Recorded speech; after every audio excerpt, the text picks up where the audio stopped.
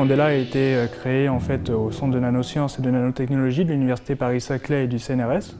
Et donc nous sommes basés sur le plateau de Saclay et nous développons des ordinateurs un peu spéciaux qu'on appelle des ordinateurs quantiques, qui sont des ordinateurs qui vont utiliser toutes les propriétés de la matière, de la mécanique quantique, pour développer des nouvelles techniques de calcul très puissantes. Le 21 janvier dernier, nous avons reçu le président de la République Emmanuel Macron dans nos locaux au Centre de nanosciences et nanotechnologie, où il a annoncé l'ambition française autour du plan quantique national. L'ambition de la France vise à développer justement toutes ces technologies autour des ordinateurs quantiques, autour des communications et des capteurs quantiques. Et donc aujourd'hui, les grands instituts comme le CNRS, l'Université Paris-Saclay, l'INRIA, le CEA et les startups comme Candela s'organisent pour mettre en action l'ambition nationale autour du plan quantique annoncé par le président.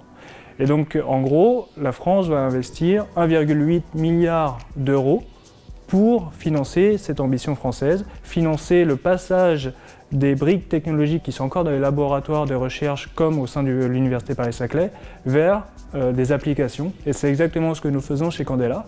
Nous valorisons une technologie qui a été développée au CNRS et à l'Université Paris-Saclay, dans le Centre de nanosciences et de nanotechnologie, pour développer des ordinateurs quantiques.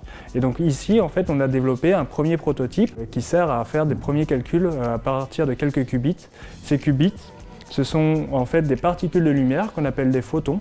Donc c'est vraiment le grain élémentaire de la lumière. Et on utilise le photon pour enregistrer de l'information quantique dessus et faire des calculs avec.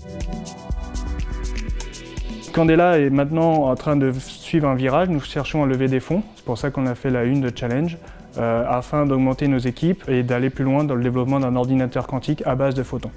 Notre ambition, c'est de sortir un ordinateur utile avec plusieurs dizaines de qubits d'ici 3 à 4 ans et de le mettre sur le marché en version cloud ou directement chez les clients.